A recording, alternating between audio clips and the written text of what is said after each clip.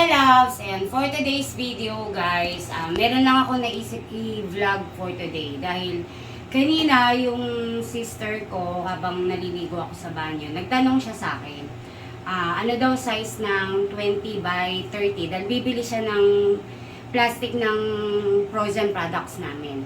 Ayan, so sabi ko hintayin niya ako, i-vlog ko na lang yan. Ito kasi guys, matagal na itong bumabagabag sa aking isip. Dati pa, ito, metro.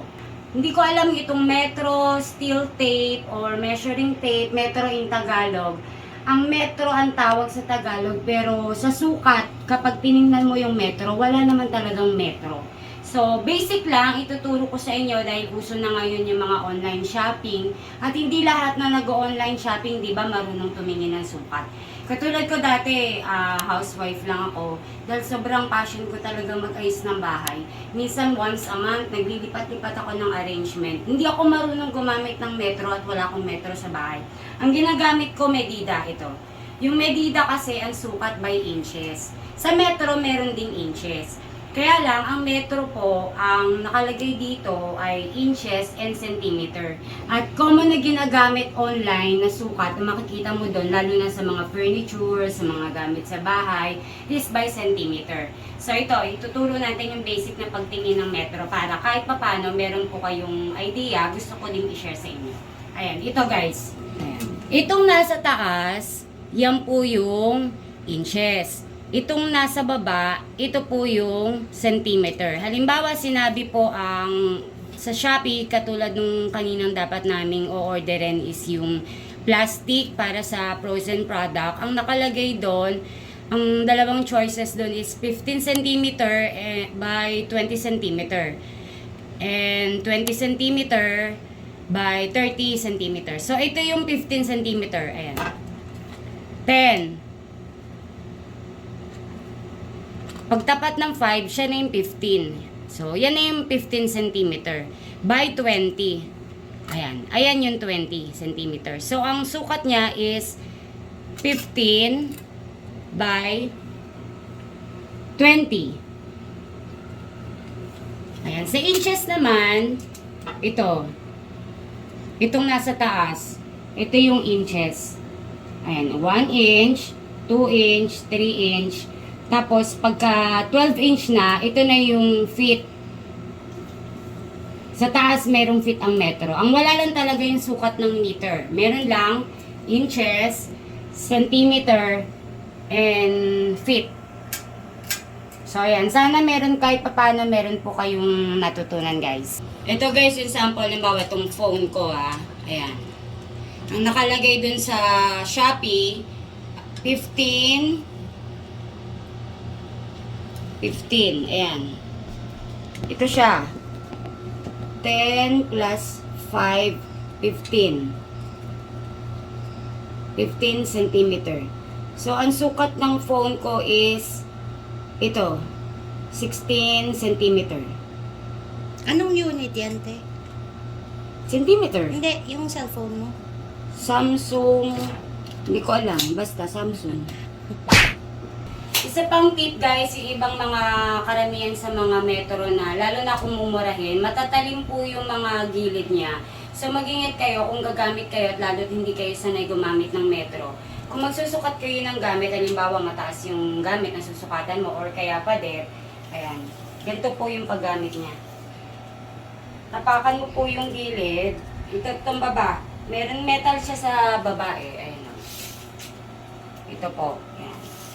Tatapakan mo siyang ganyan. Sorry maliit lang ako Baka sana lang umabot yung metro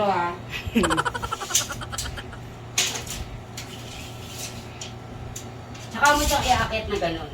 Ayan. Katulad dito, ayan. Ang yun, hanggang 6 feet lang matatanaw ko, guys. Ayan, basta ganyan. Ganyan ang paghawak, ganyan ang pagsukat. So, may lock din siya. Ayan. Ano ba yan? Ba't bumabalok to? Ito, para hindi siya na paglalaroan ng mga bata, may lock siya. Ayan. Pag gagamitin mo na siya ulit, ayan. Mahatak mo na siya, mapupull out mo na. Ito guys, baka ma-confuse kayo kung bakit merong nakalagay ditong 5M sa baba. Ang ibig po sabihin yan, ang sukat nitong metrong to, ang kaya niyang sukatin lang is hanggang 5 meters and 16 feet. Ito yan, yung nakalagay, 16 feet. Yan, ito po, yun. Tapos guys, ito pala, yung 100, para malaman mo yung metro, nandito siya. Ikaw na lang magko-compute, no? Bali, itong 100 meters, ilayo mo kaya? Ayan, ayan yung 100. 90.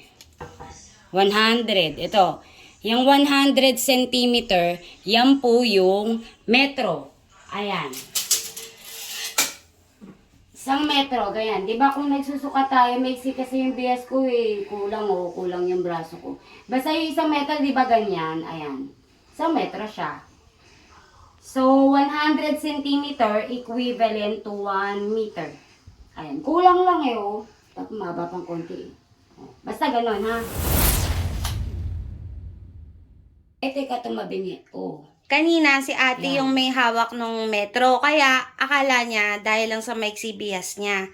Pero kaya ka gumaganyan, kapag nagme-metro ka, Kapag ka naka-elbow ka. Yan. oo, pag naka-elbow ka, sakto yan sa 100, oh. Hindi man sobrang sakto, pero halos. Almost. Oo, kasi ito yung ika 100, oh.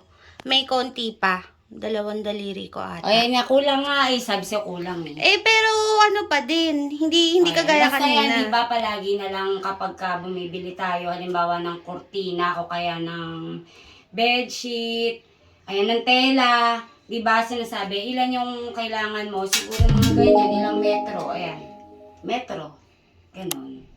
So, meron silang meter stick na naka-ready na, di ba? Katulad din sa hardware namin, meron kami naka-ready na nasukat na ng 1 meter. Para kung halimbawa may bumili ng mga screen o kaya ng mga, yung mga milimetro, mga bistayan, meron na kami naka-ready meter stick. Ganun din sa telehan. Basic na paggamit ng metro kasi di ba halimbawa, bibili ka ng mga gamit sa online, ayan, merong idea ka na kung ano yung sukat na bibilin mo, kung by inches or by centimeter. Ang tiles din, ganun din, ang mga sukat ng tiles is centimeter. So may idea ka na kung halimbawa, bibili ka ng tiles, sukatin mo yung room mo or kaya yung sala or living room or kitchen or whatever. Kung naman yung papagawa mo, sa centimeter ka magsukat, kung halimbawa ang gusto mo malaki, kasi yung mga sukat ng tiles madami yan, from 8 by 8, 12 by 12, 20 by 20, 20 by 30, 40 by 40, 60 by 60. So marami.